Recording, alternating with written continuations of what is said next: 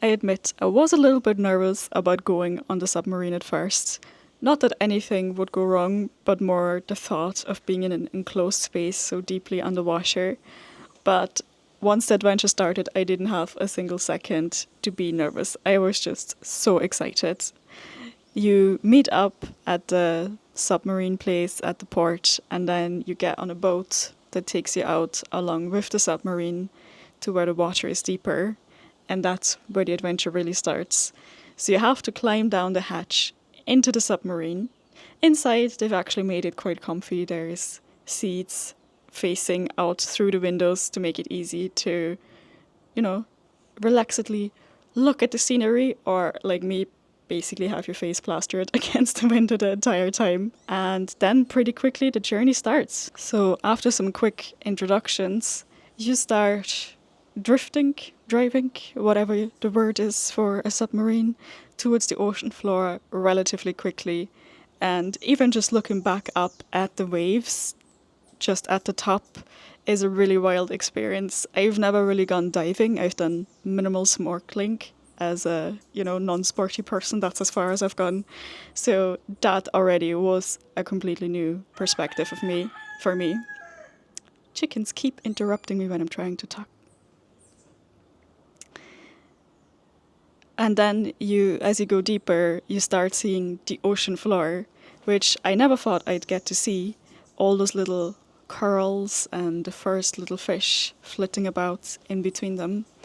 But the real big thing is once you start heading towards the coral reef. So as you start going towards the coral reefs, the amount of fish increase. There is actually a sunk ship. So they've been sinking ships deliberately to try and create a habitat for more corals to grow, which is also a really interesting sight that usually only divers get to see. But if you don't want to dive yourself, you just want to sit there and enjoy the scenery, that submarine ride is the right thing for you. The highlight of the tour, however, is that, at least for me, was definitely once you start circling the reefs, because that is where you see all the different coral formations, so many different types of fish, and it's just really fascinating to see the fish kind of move in little schools, or then you have the fish that are the predators on the coral reef, so the other fish start swimming away from them, and you really realize it's a whole ecosystem interacting with each other.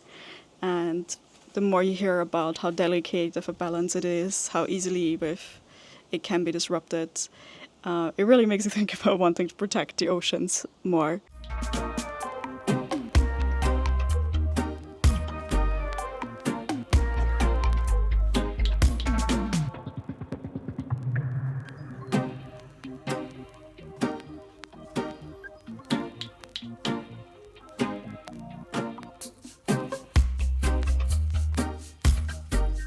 It's just an incredible experience to see basically what you might have seen on nature documentaries before, but once you see it in real life, it is even all the more majestic and just breathtaking. And honestly, in my case, I couldn't get my face almost from unsticking from the window, because I would just get excited every time I saw a tiny fish, a tiny coral.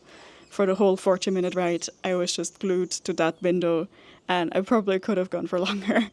Or, if someone was like, do you want to go on the submarine tomorrow? I would definitely go back, because it was just amazing. So if you're in Barbados, I definitely recommend going on the submarine cruise.